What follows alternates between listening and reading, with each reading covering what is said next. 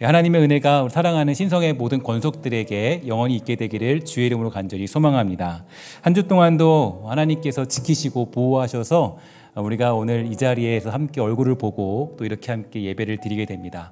예배할 때 우리가 정말 하나님이 주시는 그런 은혜, 또 마치 여러분들을 함께 만날 때, 또 저를 볼 때, 우리가 함께 얼굴을 볼 때 마치 하나님의 얼굴을 본 것 같은 기쁨과 영광이 있게 되기를 주의 이름으로 간절히 소망합니다.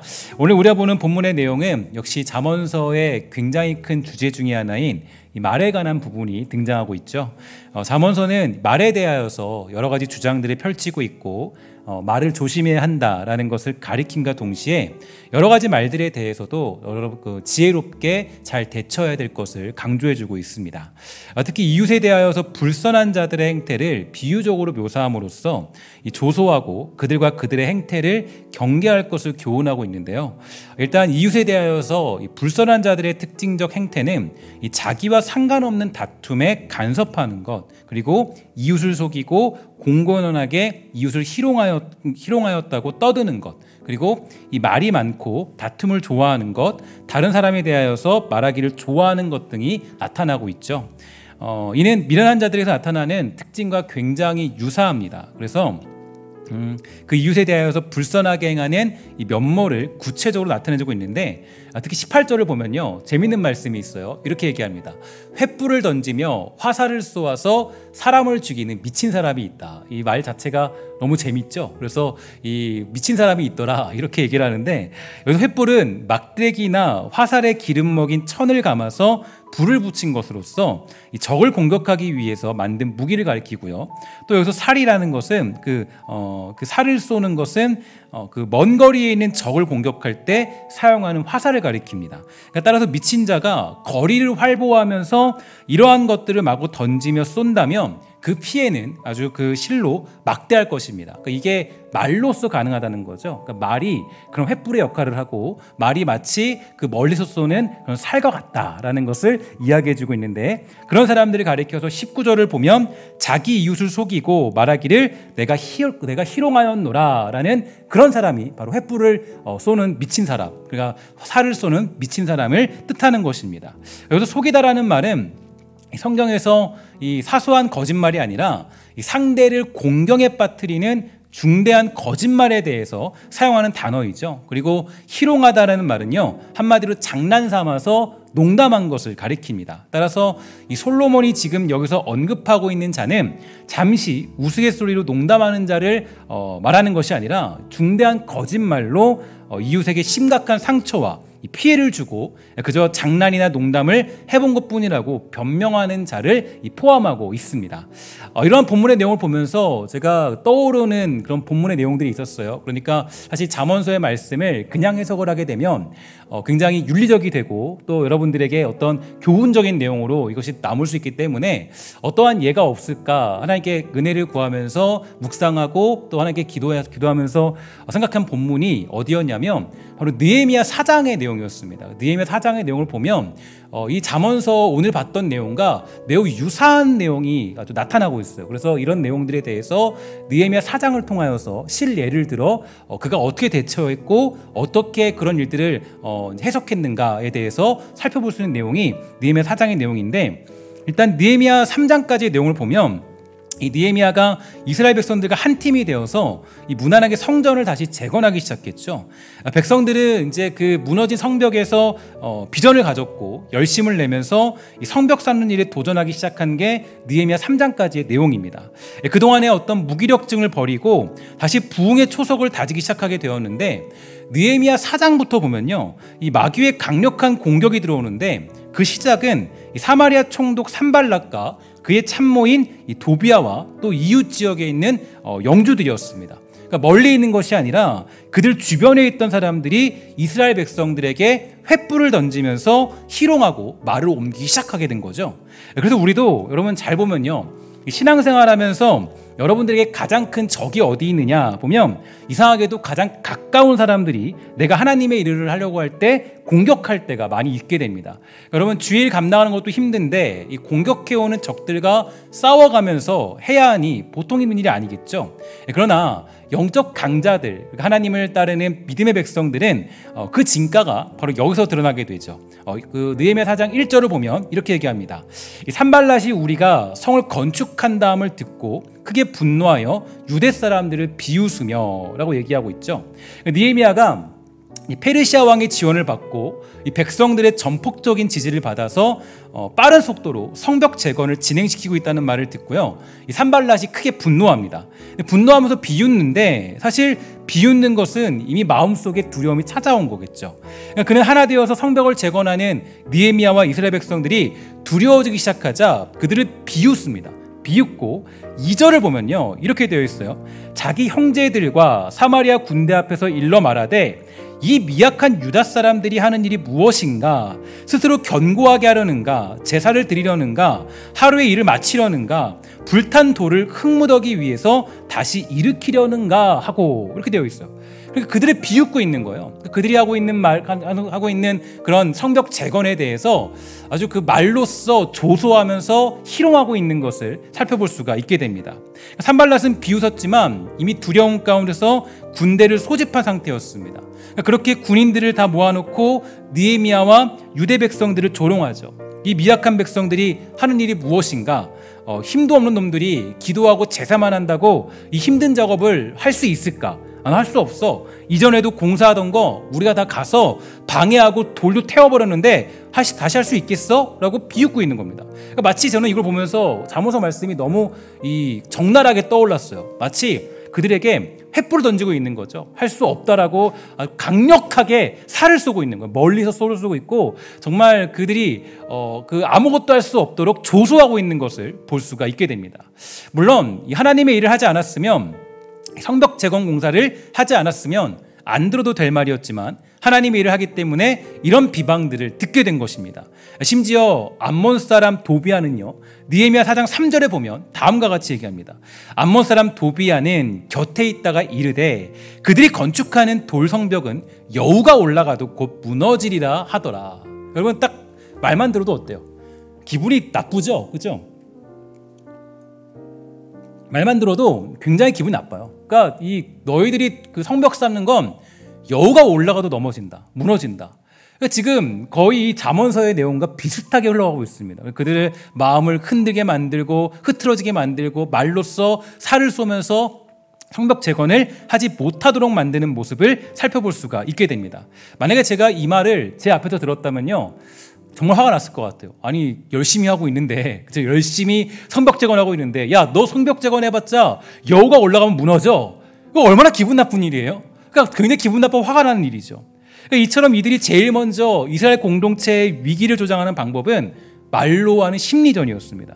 그러니까 마귀가 가장 손쉽게 하나님의 백성 공동체를 무너뜨리는 쉬운 전략이 뭔지 아세요? 그거는 바로 이 심리전입니다. 그러니까 여러분 그 전쟁이 다 똑같잖아요. 전쟁이라는 것은 심리전부터 시작합니다. 그래서 너희들 패배할 거야, 너희들 망할 거야, 너희들 질 거야, 너희들은 정말 가망 없어, 너희들은 승리할 수 없어. 이런 패배의식을 심겨주면 그들은 싸울 수가 없게 돼요.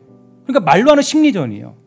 그래서 뭐 하려고 하면 이 심리전으로 사탄이 공격하는 겁니다. 그래서 여러분 우리가 주일 감당하려고 그러면요, 야 그거 해봤자 안 돼, 그죠? 그런 사람도 있죠. 이거 안 돼, 해봤자 안 돼, 내가 다 해봤어, 이거 해봤자 안 돼. 그건 이미 그때부터는 할 수가 없는 거예요. 그러니까 이게 여러분 굉장히 중요한 메시지입니다. 그래서 사탄이요 무엇을 하려고 하면 먼저 기분을 나쁘게 만들어서 아무것도 할 수 없도록 만들죠. 여러분 이런 경우 있었습니다. 저도 많이 겪었는데 이 자녀가 공부를 하려고 이제 마음을 가다듬고 책상을 싹 치웠어요. 그리고 이제 이제 물 한 잔 마시고 공부해야지 하고 딱 방문을 열고 냉장고 앞에서 물을 딱 마시고 있으면 그때 항상 누가 등장하죠? 항상 엄마가 등장하죠. 그때 엄마가 뭐라 그래요? 야, 너 공부도 안 하고 너는 물만 마시려냐? 그러면 그때부터는 공부를 안 하는 거예요. 그죠? 그게 이제 어떤 심리전이에요. 그러니까 그때부터는 공부하기가 싫어지는 겁니다. 똑같죠. 사람은요, 이성적이지 않고 매우 감성적이기 때문에 심리적으로 망가지면 아무것도 할 수 없게 됩니다. 그래서 마귀는 우리의 감정선을 건드려서 기분이 나쁘게 하고 평화를 깨버리는 거예요. 그러니까 마귀의 이런 공격 패턴을 잘 모르기 때문에 교회를 오랫동안 다녀서 믿음이 좋다는 사람들도 넘어지게 되는 겁니다. 그래서 우리는 이 주님의 일을 하기로 결정하고 마음 먹었다면요, 제가 늘 말씀드리지만 모든 것들이 감정 처리예요.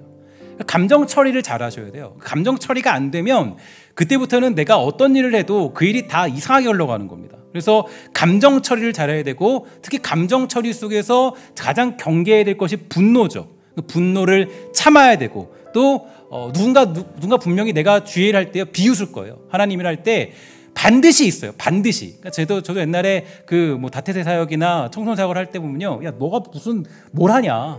그때 제가 대학교 4학년이었거든요. 그럼 캠프를 한다니까 뭐 다들 뭐 신경도 안 썼어요. 무슨 캠프를 해? 네가 무슨 캠프를 하냐? 다 비웃어요.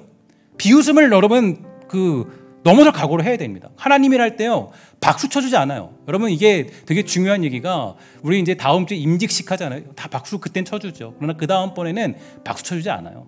그 다음번에는 다 매의 눈으로 쳐다봅니다. 그죠? 그때부터는 비웃기 시작해요. 그게 어쩔 수 없어요. 그게 어쩔 수 없는 사탄의 공격이고 어쩔 수 없는 모습들이에요.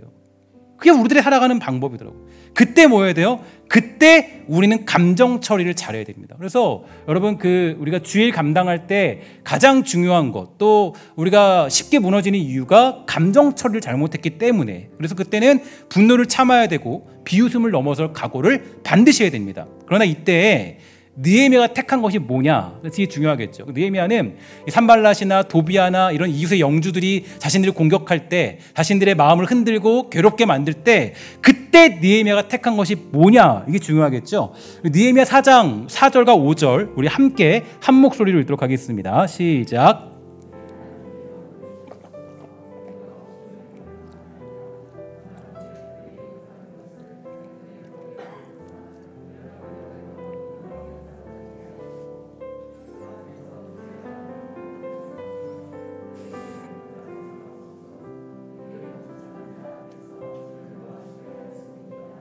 아멘. 자, 그들의 치사하고 비열한 공격 앞에서 같이 분노하고 싸운 것이 당연하지만 느헤미야가 택한 전략이 중요합니다. 어떻게 했느냐 보니까 이 지도자들을 모아놓고요, 이 하나님께 기도하는 것이었습니다. 그러니까 이게 감정 처리를 가장 잘한 거예요. 그러니까 여러분, 분노하는 감정은 찾아올 수 있어요. 그러니까 예를 들어서 어떤 흔들리는 감정은 찾아올 수 있어요. 근데 이때 뭐 했냐? 지도자들을 모아놓고 함께 기도했던 느헤미야, 그리고 하나님께 기도하는 것이었습니다. 그러니까 마귀의 공격에서 가장 뛰어난 전략, 이겨낼 수 있는 전략은 어디 있냐면 바로 기도입니다. 느헤미야는 그들의 비웃음과 조롱에 대하여서 인간적인 방법으로 상대하고 대들지 않았습니다. 인간적인 전략을 짜서 야 내가 저놈들 한번 골탕 먹여줘야겠다, 절대 그러지 않았죠. 특히 오늘 느헤미야의 기도에서 눈여겨볼 수 있는 것은 이 기도가요, 그냥 느헤미야가 혼자 기도한 것이 아니라 이미 시편에서 나온 기도 제목입니다. 그래서 시편에 나온 제목을 가지고 그 내용 따라 기도하게 되었는데, 이것은 이제 그 느헤미야가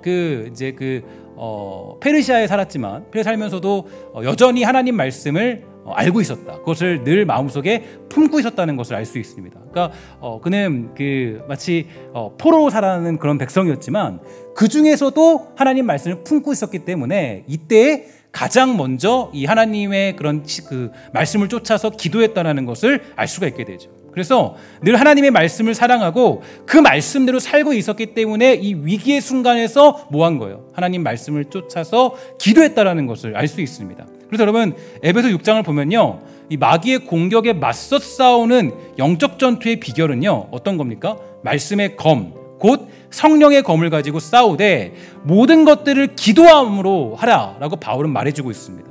바로 이것이 마귀와의 싸움에서 승리하는 공식이죠. 마귀는 우리가 벌할 수 없고 심판할 수 없습니다. 우리는 그럴 수 있는 능력을 가지고 있지 않아요. 그래서 이 마귀를 가장 효과적으로 물리치는 방법은 바로 하나님께 이 모든 싸움을 맡기고 기도하는 것입니다. 이사야 8장 10절 우리 함께 읽도록 하겠습니다. 시작. 너희는 함께 계획하라. 그러나 끝내 이루지 못하리라. 말을 해보아라. 끝내 시행되지 못하리라. 이는 하나님이 우리와 함께 계심이니라. 아멘. 또한 느헤미야는 기도만 한 것이 아니라 더욱 성전 재건 공사에 박차를 가했습니다. 6절에 보니까 이에 우리가 성을 건축하여 전부가 연결되고 높이가 절반에 이르렀으니 이는 백성이 마음 들여 일을 하였음이니라. 그러니까 악한 자가요, 횃불을 던집니다. 살을 쏴요. 그리고 막 우리를 조롱해요. 우리를 막 조소해요. 우리를 막 괴롭혀요. 우리의 심리전을 막 해요. 일하지 못하도록 해요. 그런데 이 백성이 마음 들여 일했다는 본문이 나오는데 이 얘기는 온 백성이 전심으로 힘을 다하여 일했다는 거예요. 이 얘기는 우리는 기도하면서 계속 일을 감당해야 된다는 거예요. 하나님이 일을 할 때 대적들의 핍박과 비방이 있기도 합니다. 마음이 상할 때도 있어요. 횃불이 막 날라와서 나에게 살을 쏘고 괴롭힐 때가 있어요. 너무 억울할 때도 있어요. 정말 내가 이런 오해까지 이런 괴로움까지 당해야 되나라는 그런 슬픔을 당할 때가 있다라고요. 그런데 그때 뭐 해야 되냐? 그때 일을 멈추면 안 된다는 거예요. 느헤미야는 그게 강점이었어요.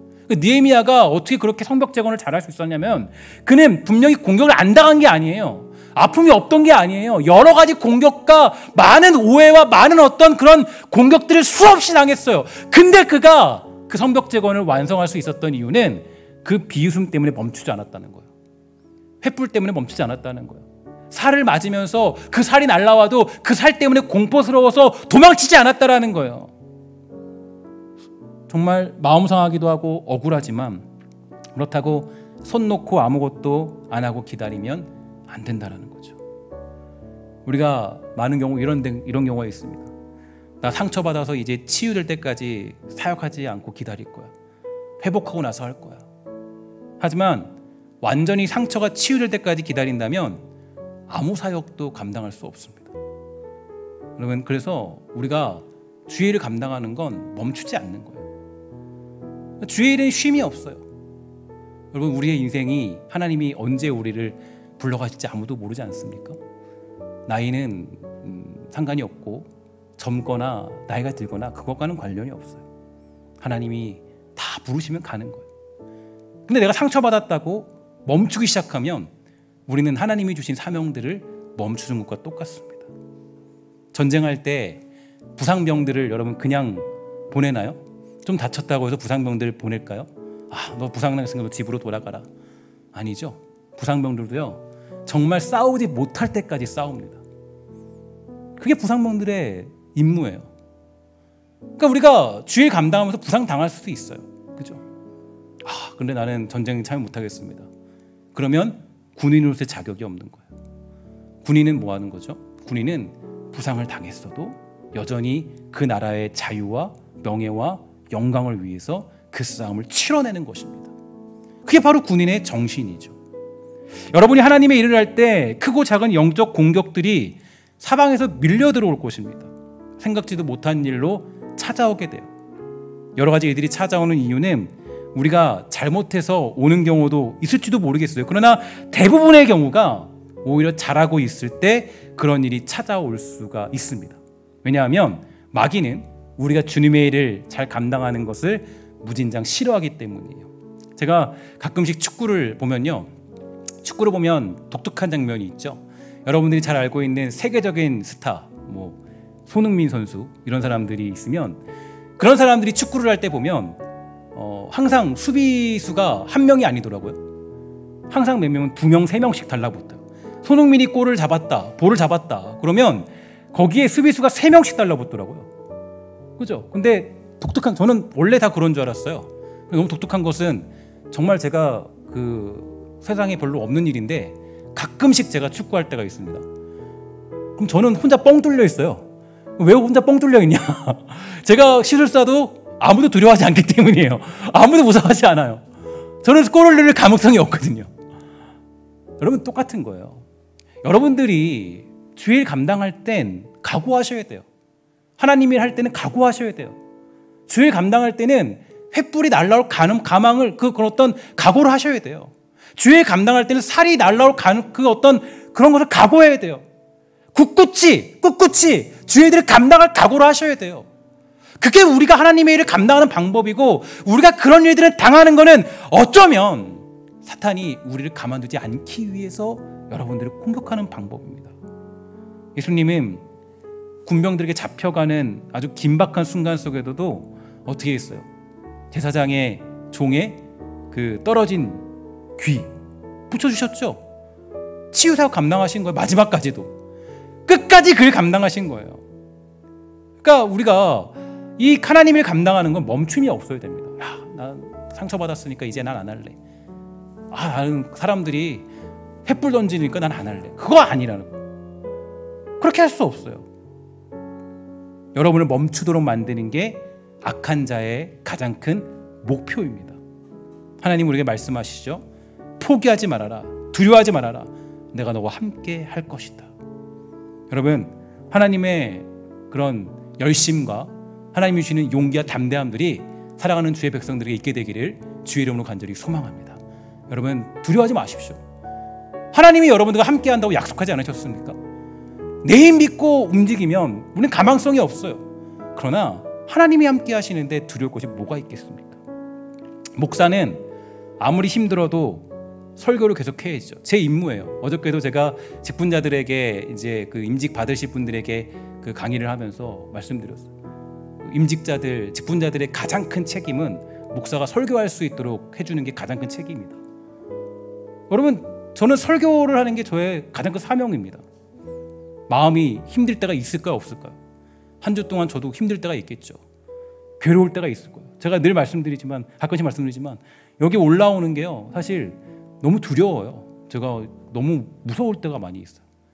내가 무슨 말씀을 전하지? 어떻게 말씀을 전하지? 일주일 동안 정말 힘들고 어려웠는데 여러분들에게 어떤 말씀을 전할까? 내가 잘 전할 수 있을까? 그러나 저는 힘들어도 계속 설교를 해야 되는 게 저의 사명입니다. 장로님들은, 권사님들은, 집사님들은 아무리 사단의 공격을 받아도 여러분의 맡겨진 사역의 자리를 지켜내는 거예요. 여러분들이 그 자리에 존재하는 것만으로도 하나님은 역사하시고 마귀는 두려워 벌벌 떨기 때문입니다. 그래서 신실하게 그 자리를 지키고 감당하면 어느 순간에 여러분을 비방하던 무리들은 사라져 있을 줄로 믿습니다. 산발랏의 무리들이요, 이런 비열한 비방과 공격으로도 느헤미야와 유대인들이 꼼짝하지 않으니까 이들이 물러갔을까요? 그런데 참 물러가면 좋겠는데, 빨리 가면 좋겠는데 또 그렇진 않아요. 계속적으로 집요하게 공격하는데요. 7절과 8절입니다. 이렇게 되어 있어요. 산발랏과 도비아와 아라비아 사람들과 암몬 사람들과 아스돗 사람들이 그 예루살렘 성이 중수되어 그 허물어진 틈이 메꾸어 잠간담을 듣고 심히 분노하여 다 함께 꾀하기를 예루살렘으로 가서 치고 그곳을 요란하게 하자 하기로. 그러니까 가만두지 않는 거죠. 횃불 막 던지고, 그죠? 막 사람들을 막 분노하게 만들고 힘들게 만들고 협박하다 안 되니까 연합군 구성해서 이제 그것을 치자, 요란하게 하자, 그렇게 얘기합니다. 그러나 여러분, 사실은 얘네들이 공격을 할 수 없는 상황이었습니다. 왜냐하면 느헤미야가 어디 나라 사람이었어요? 페르시아죠. 그러니까 만약에 느헤미야를 공격했다가는 그냥 얘네들도 살아남지 못하는 거예요. 쉽게 공격 못해요. 그러니까 그러나 얘네들이 뭘로 하는 거예요? 얘네들이 말로, 그죠? 협박하고 위협하는 거예요. 협박하고 위협하고 횃불 던지고 살 던지면서 요란스럽게 만들어서 힘들게 만들고 조소하고 희롱하면서, 그래서 마치 그 작은 일도 큰 문제인 것처럼 만들어서 이 느헤미야와 백성들을 두렵게 만드는 게 이들의 목표였던 것입니다. 그러자 느헤미야의 반응이 9절에 나타나죠. 이렇게 얘기합니다. 우리가 우리 하나님께 기도하며 그들로 말미암아 파수꾼을 두어 주야로 방비하는데 라고 되어 있습니다. 그러니까 이 느헤미야는 기도하면서 주야로 방비하는 파수꾼들을 배치합니다. 그 주야로 방비했다는 건 24시간 깨어서 경계를 섰다는 의미가 되죠. 우리도 마찬가지예요. 사탄의 공격에 맞서기 위해서는 잠깐 기도해서는 안 됩니다. 항상 깨어서 기도해야 돼요. 기도는 실수 없는 이유가 거기에 있습니다. 우리 베드로서 5장 8절 우리 함께 읽도록 하겠습니다. 시작. 근신하라, 깨어라, 너희 대적 마귀가 우는 사자같이 두루다니며 삼킬 자를 찾나니. 아멘. 데살로니가서 5장 10절 함께 읽도록 하겠습니다. 시작. 예수께서 우리를 위하여 죽으사 우리로 하여금 깨어있든지 자든지 자기와 함께 살게 하려 하셨느니라. 아멘. 항상 주야로 방비하고 깨어서 마귀의 세력의 침략을 대비할 수 있는 길은 항상 주님과 동행하는 것입니다. 그래서 성경에서는 항상 기도하는 말과 뭐가 함께 겹쳐요? 깨어 있어라. 늘 항상 기도해라. 그래서 기도는 곧 항상 주님과 동행한다는 것을 의미합니다. 예수님은 제자들에게 이렇게 말했어요. 깨어 기도해라 라고 명령하셨죠. 그러나 그들은 깨어 기도하지 않았고 결국 결정적인 순간에 예수님을 배신하고야 마는 그런 상황에 이르고 맙니다. 그래서 마귀가요, 언제 우리를 무너뜨리냐 보면요, 정확해요. 거의 정확한 타이밍이에요. 언제냐? 기도하지 않을 때. 그러니까 무너지는 이유는 기도하지 않을 때예요. 기도하지 않으면 그때는 무너지는 거예요. 그러니까 그때를 정확히 파고들죠. 그 타이밍을 정확히 파고들어요. 그러니까 이 마귀는요, 이 타이밍의 천재입니다.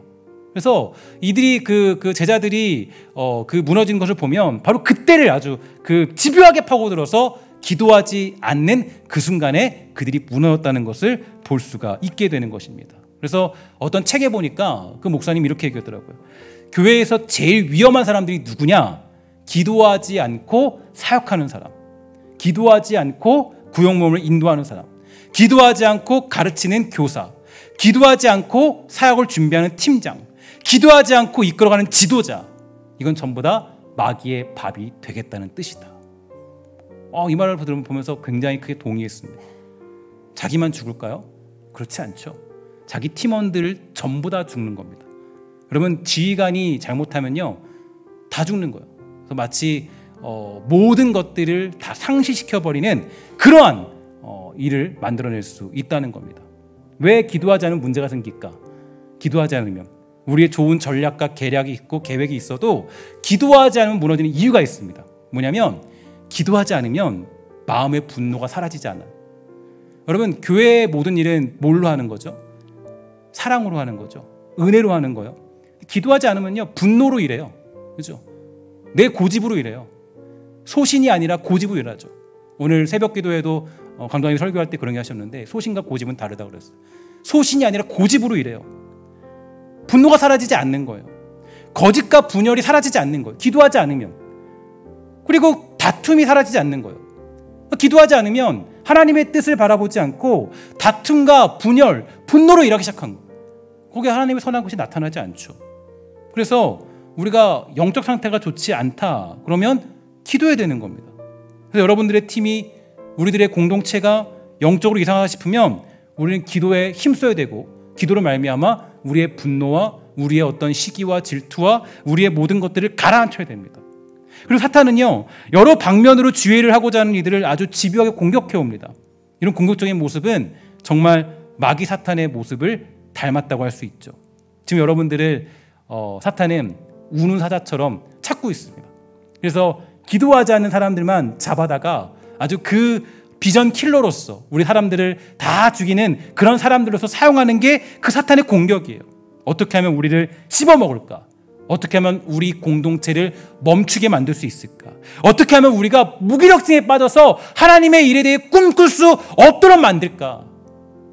그게 악한 자의 공격이에요. 그런지 몰라도요, 정말로 느헤미야 4장 10절에 보면요, 횃불 맞고 쓰러진 사람이 나옵니다. 이렇게 얘기해요. 그때 유다 백성이 이렇게 말했습니다. 일꾼들이 지쳐가고 있다. 온통 먼지와 흙더미뿐이다. 우린 이제 성벽 쌓는 일에 지쳤다. 너무 속상한 얘기죠. 느헤미야서를 보면 되게 재밌어요. 제가 옛날에 느헤미야서 한번 강의를 했는데 정말 재밌어요. 느헤미야서 보면 재밌는 게, 이게 지금 잠언서 말씀을 제가 가지고 이 얘기를 예를 들었지만 너무 재밌는 게요, 결국엔 이 횃불 맞고 쓰러진 사람이 있어요. 미친 자가 쏘는 횃불 맞고 쓰러지고, 살을 쏘는 거 맞고 쓰러져서 야 우리 가망성 없나 보다. 야 우리가 그 돌을 쌓아봤자 여우가 올라가면 무너진다는데, 그거 우리 뭐하러 쌓냐? 지쳐 죽겠다. 우리 할 필요 없지 않냐? 그래서 뭐라 그래요? 일꾼들이 지쳐가고 있다. 온통 먼지와 흙더미뿐이다. 우리 이제 성벽 쌓는 일에 지쳤다. 이게 그 효과가 나오는 거죠. 느헤미야가 기도했음에도 불구하고, 함께 이것을 잘 대처했음에도 불구하고 그렇게 사단의 공격에 넘어진 것을 우리는 알 수가 있게 됩니다. 그래서 오늘 본문 잠언서 26장 20절을 보면 다음과 같이 말하는데 우리는 이 부분을 한번 경계되어 함께 읽도록 합시다. 시작. 나무가 닿으면 불이 꺼지고 말쟁이가 없어지면 다툼이 쉬느니라. 아멘. 여기서 말쟁이라는 말은요, 말을 옮기고 다니는 자다라는 의미를 담고 있어요. 그러니까 원래는 뒤에서 흠을 잡으며 원망하거나 불평하는 것을 의미하는 라간이라는 동사에서 온 말인데, 이 본문에서는 이 언급된 말쟁이는 좋은 말을 옮기고 다니는 자가 아니라 나쁜 말을 옮기고 다니면서 원망과 불평을 조장하는 자를 의미합니다. 그러니까 아까 말했던 그 산발랏이나 그런 사람들과 똑같죠. 똑같은 모습이에요. 그러니까 이러한 자는 항상 어떤 사람이냐, 이 시비와 분쟁을 만드는 주범이 됩니다. 왜냐하면 말이라는 것은 한번 돌기 시작하면 아무리 사실이라 할지라도요, 눈덩이처럼 불어나는 법이고, 여기에 거짓과 험담이 가세하면 각종 오해와 함께 다툼과 분열이 일어나는 것은 역사적인 증언이기 때문입니다. 여러분, 전쟁에서 가장 쉽게 승리하는 방법은요, 적을 분열시키는 거예요. 내부에 다툼이 생겨서 분열되면 힘이 분산되고 강력한 힘을 발휘할 수 없기 때문입니다. 우리의 돌파력이 사라져요. 우리의 어떤 능력이 사라져요. 그러니까 여러분, 악한 자가 가장 많이 쓰는 방법이 뭐겠어요? 여기저기에 횃불을 던지는 거예요. 그죠? 저기에 한번 던져볼까? 여기에 던져볼까? 저기에 던져볼까? 저기에 던져볼까? 횃불이 던지면 어떻게 돼요? 맞으면 어떻게 돼요? 불이 막 나죠? 그죠? 막 번져나죠? 그러고 나서 어떻게 돼요? 갈라지는 거예요, 그게. 그래서 사탄이 우리 공동체를 무너뜨리기 위해 가장 좋은 방법은 말쟁이를 사용합니다. 나쁜 말을 옮기고 다니도록 하는 거죠. 그리고 그런 말들이 결국 어떤 결과를 만들어내냐? 21절 이렇게 얘기합니다. 숯불 위에 숯을 더하는 것과 타는 불에 나무를 더하는 것 같이 다툼을 좋아하는 자는 시비를 일으키느니라. 결국 어떻게 돼요? 이 얘기가 뭐냐면 공동체를 무너뜨렸다라는 것을 얘기하는 겁니다. 그 팀원을 실족하게 만듭니다. 느헤미야 4장 10절에 나타난 그 공동체의 일원처럼 말이죠. 그래서 여러분, 잠언서가 우리들에게 얘기하는 몇 가지 주제 중에서, 그러니까 잠언서는 보통 솔로몬이 이제 거의 대부분 작성한 거 아니겠습니까? 솔로몬이 나라를 이끌어가면서 나라를 이끌어갈 때 가장 아름다운 지혜가 뭐냐, 나라를 무너뜨리는 요소가 뭐냐라고 보니까 말이라는 거예요. 말. 그러니까 말은 어쨌든지 간에 우리를 무너뜨리는, 나라를 무너뜨리는 가장 강력한 힘이라는 거예요. 그래서 잠언서가 계속적으로 강조하는 게 게으름 아니면 말, 이런 것들, 뭐 당연히 하나님 경외하는 건 당연한 거고, 이런 어떤 이 윤리적이고 또 우리 기본적인 성향들, 이것들에 대해서 지적하고 있습니다. 그래서 잠언서는 말을 조심해야 가르치고 있고, 그러한 말들에 우리가 휩쓸려서는 안 된다라고 강조하고 있습니다. 그래서 우리가 해야 될 것은 뭐예요? 기도하는 것을 잊지 말아야 됩니다. 그러니까 여러분, 기도가 없으면 우리의 말을 제대로 할 수가 없어요. 우리의 말을 우리가 어떻게 다스릴 수 있어요? 그래서 야고보 기자는 말하기를 뭐라 그래요? 너 말을 다스리는 사람은 없다. 한 명도 없다. 그런 사람은 없다. 존재하지 않는다. 말을 다스리는 방법은 하나님 앞에 기도한 사람뿐입니다. 기도하면 우리는 말 뒤에 있는 악한 자의 공격을 간파할 수 있고요. 심지어 성경에 말하기를 우리가 말할 것을 미리 성령께서 가르쳐 주신다라고 우리가 알려주십니다. 그러니까 우리는 기도할 때 지혜로운 말, 누군가를 살릴 수 있는 말, 생명을 줄 수 있는 말을 감당할 수 있는 거예요. 느헤미야가 그랬습니다. 그는 그들의 말에 흔들리지 않았어요.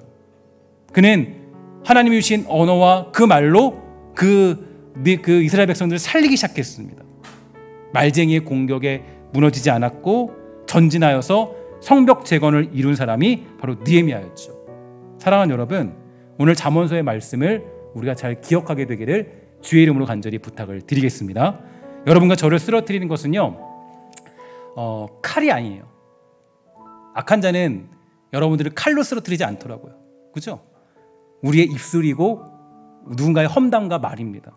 야고보 3장 8절 우리 함께 읽도록 하겠습니다. 시작. 혀는 능히 길들일 사람이 없나니 쉬지 아니하는 악이요 죽이는 독이 가득한 것이니라. 아멘.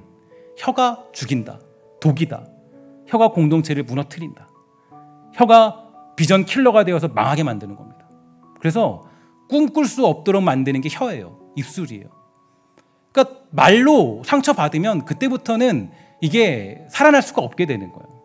그래서 하나님은 여리고성을 점령하면서 가나안 땅을 점령하게 만드실 때 가장 큰 원칙이 바로 뭐였습니까? 따라합시다. 합심, 침묵, 순종. 이게 이번에 주제죠. 그죠? 합심, 침묵, 순종. 그러니까 여러분이 그 여리고성을 정복할 때 그들은 힘으로, 능력으로, 계획적인 방법으로 그 장엄한 성벽을 넘지 않았습니다. 이해할 수 없는 방법으로, 예측할 수 없는 방법으로 그들은 그 여리고성을 무너뜨렸죠. 가나안 땅을 정복할 때 첫 전쟁의 승리가 그러한 방식이었다는 것은 그 땅을 점령하는 공통적인 방식이 바로 하나님께 합심하고 침묵하고 순종할 때 그 약속의 땅을 점령할 수 있다라는 것을 상징해 주는 것입니다. 그 방법을 한번 마지막으로 읽어보도록 할까요? 여호수아 6장 10절입니다. 함께 읽도록 하겠습니다. 시작. 여호수아가 백성에게 명령하여 이르되 너희는 외치지 말며 너희 음성을 들리게 하지 말며 너희 입에서 아무 말도 내지 말라. 그리하다가 내가 너희에게 명령하여 외치라 하는 날에 외칠지니라 하고. 아멘. 그러니까 그 하나님이 이해할 수 없는 방법을 던졌습니다. 야, 여리고성 돌아. 이게 이해할 수 없죠. 여기서 말쟁이들은 어떻게 하겠어요? 아, 하나님 무슨 거기를 돌아요. 전략 짜고 지금 땅 파고 지금 공격무기 만들어 싸워야 되잖아요. 지금 무슨 일 하는 겁니까? 따질 수 있잖아요. 사람들을 혼동하게 만들 수 있잖아요. 횃불 던져가지고 아, 그거 안 돼. 우리 돌아야, 무슨 돌긴 뭘 도냐. 전쟁 준비해야지. 말도 안 소리 하지 마. 살 쏘고. 그럴 수 있잖아요. 근데 하나님 뭐라 그래요? 여호수아가 뭐라 그래요? 말쟁이 되지 말고 합심해라. 그리고 침묵하고 하나님 말씀에 순종해. 이게 바로 가나안 땅 여리고성을 점령하는 방법이었습니다. 오늘 우리도 마찬가지예요. 주님께서 주신 땅을 점령하는 방법은요, 이런저런 말들에 끌려다니는 것이 아닙니다. 우리는 주님께 집중하여서 그 말씀에 합심하고 침묵하고 순종함으로 바로 그 땅을 묵묵히 걸어가는 거예요. 여러분, 근데 여리고성을 점령할 때 보세요. 마지막으로 보면 여리고 점령할 때 막 돌잖아요. 거길 돌아요. 그러면 성벽 위에서 그 가나안 그 군사들이, 여리고 군사들이 가만히 있었겠어요? 산발라처럼, 그죠? 도비아처럼 막 난리 났을 거 아니에요. 야, 너 무슨 짓을 하는 거냐? 너 그런 미친 짓들 좀 하지 마. 말도 안 되는 일 하지 마. 너네 쟤네 머리가 이상해졌나? 광야 생활하더니 뭐 왜 저러는 거야? 난리 났을 거 아니에요. 위에서 막, 그죠? 돌 때 여러 가지 소리들을 막 들었을 거 아니에요. 근데 하나님이 뭐라 그래요? 야, 그거 듣지 마라. 그거 듣지 마. 넌 내 말만 따르면 돼. 그거 듣지 마. 그런 말도 들을 필요 없다. 하나님 말씀 들으면 돼. 하나님이 하라는 대로, 하나님이 가라는 대로, 하나님이 시키는 대로, 하나님이 명령한 대로 그 말에 끌려다니지 말고 너는 바로 내가 말한 대로만 감당해라. 근데 보면요, 너무 재밌는 게 그들 모두가 다 따랐어요. 그러니까 그들 모두가 다 따랐다는 것은 그들이 가나안 땅에 들어갈 수 있는 조건이 성립되었다는 것입니다. 만약에 보세요. 38년 전, 아까 제가 9시 예배 때 말씀드렸지만 가데스 바네아라는 땅에 2번 당도예요. 그죠? 그 가나안 땅 바로 앞에 2번 당도예요. 만약에 그 38년 전의 세대였으면 난리 났을 거예요. 야, 어찌해서 너희들 우리 죽이려고 하냐? 우리 좀 거기 다시 애굽으로 돌려보내라. 애굽이 더 좋은 땅인데 왜 우리 여기서 죽게 만드는 거야? 여호수아 갈렙 돌 쳐서 죽이려고 그랬죠. 그 사람들이. 첫 번째 가데스 바네아에서는. 두 번째 가데스 바네아는 아니에요. 거기 들어가겠다라고 그들이 정탐하고 그들이 그 땅을 차지하고자 확신합니다. 그러니까 이들이 어때요? 들어갈 만한 수준이 된 거예요. 그러니까 아무도, 단 한 사람도, 그 중에서 단 한 사람도 원망하거나 불평하거나 횃불을 맞았다고 해서 횃불에 막 휩쓸리거나 끌려다니지 않았어요. 거기서 그 말을 듣고 수없이 들었겠죠. 막 엄청난 소리를 들었을 거 아니에요. 여러분, 골리앗하고 그 다윗하고 싸울 때 기억나시죠? 신들의 전쟁이에요. 그래서 뭐냐면 야, 내가 너 개같이 만들겠다, 바보로 만들겠다, 막 얘기하잖아요. 그런 얘기들이 막 오갔을 거라고요. 계속 막 떨어졌을 거예요. 근데 그때 이들이 하나님 명령, 야, 그 말에 신경 쓰지 마. 그 말쟁이들의 말에 신경 쓰지 말고 너는 나에게만 집중해. 그러면 너는 그 땅을 점령할 수 있어. 그게 바로 뭐냐면 믿음이라는 거예요. 여러분, 우리가 하나님 믿는다는 건 그런 겁니다. 하나님 믿으면 그런 말쟁이들이 사라지는 게 아닙니다. 여러분을 향한 화살이 사라지는 게 아니에요. 우리를 향한 횃불이 없어지는 게 아니에요. 아까도 말했죠. 여러분들이 주의 일을 하려 그러면, 하나님의 일을 하려 그러면 손흥민 선수에게 붙는 것처럼 2명, 3명의 수비수가 막 붙어요. 혼란스럽게 만들어요. 그죠? 근데 그거를 이겨내고, 그죠? 막 뚫고 지나가서 패스를 하고 골을 넣고 하는 사람이 진짜 믿음의 강자인 거예요. 그게 바로 믿음의 사람이에요. 그러기 위해서 뭐 해야 돼요? 기도해야 돼요. 기도해야 돼요. 제가 그래서 어저께 그 임직자들 교육하면서 말씀드렸어요. 기도하는 사람, 기도의 자리에 있다라는 건 내가 주님의 일을 감당한다. 이 반증, 그 반증이에요. 증명이에요. 그러니까 가장 자신이 주의 사역을 감당하고 있다라는 가장 큰 증명은 내가 힘들지만 어렵지만 내가 고군분투하면서 지금 기도하고 있어요. 그게 바로 자기가 주의 일을 감당하고 있다는 가장 큰 증명입니다. 왜냐? 힘들거든요. 3명하고 싸워보세요. 수비수 3명하고 싸워보세요. 얼마나 힘들어요. 자기 힘으로 어떻게 못 이겨요. 이길 수 없어요. 3명을 어떻게 뚫고 지나가냐고. 못 뚫고 지나가죠. 그러니까 뭐 하는 거예요? 엎드려서 기도하는 하나님, 은혜 주세요. 힘 주세요. 생명 주세요. 능력 주세요. 이 수비수를 뚫고 주의 일 감당할 수 있도록 힘 주세요. 그런 사람이 뭐예요? 기도하는 거예요. 기도하는 사람은 어떤 사람이에요? 하나님, 제가 주의 일 감당하고 있습니다. 이게 바로 증명인 겁니다. 저는 우리 사랑하는 주의 백성들 모두가 그런 말에 흔들리지 않았으면 좋겠습니다. 정말 도비아와 산발랏의 공격, 그죠? 여리고성의 그 군인들의 엄청난 횃불들, 그런 걸 맞았을 때 여러분 거기에 두려워 떨지 마십시오. 하나님 명령하십니다. 뭐라 그럽니까? 야, 두려워하지 말아라. 내가 너와 함께 할 것이다. 놀라지 마라. 내가 널 구속했다. 그죠? 내가 여전히 영원히 너와 함께 할 것이다. 우리 이 말씀 믿고 우리 달려가는 겁니다. 여러분 정말 수많은 공격이 찾아와도 우리 함께, 우리 신성교회 동역자로서 함께 걸어가는 우리 주의 백성으로서 주의 나라와 영광을 위해서 한 걸음씩 전진하여 가나안 땅을 점령하는 아름답고 복된 주의 사람 다 되시기를 주의 이름으로 간절히 부탁을 드리겠습니다. 함께 기도하도록 하겠습니다. 하나님 감사합니다. 우리가 이 땅 살아갈 때, 믿음으로 살아갈 때 여러 가지 말들과 상황과 환경에 흔들릴 때가 있습니다. 그 모든 것들 속에서 주님이 나를 사랑하시고 여전히 우리의 주인 되시며 우리 아버지 되시며 너는 내 아들이라고 말씀하시는 그 음성에 귀 기울이도록 허락하여 주시옵소서. 세상의 음성, 세상의 소리에 귀 기울인 것이 아니라 너는 내 아들이라고 말씀하시는 하나님의 그 놀라운 사랑의 음성에 귀 기울여서 우리가 그 어떤 일도 돌파할 수 있는 힘과 능력들을 사랑하는 백성들에게 허락하여 주시옵소서.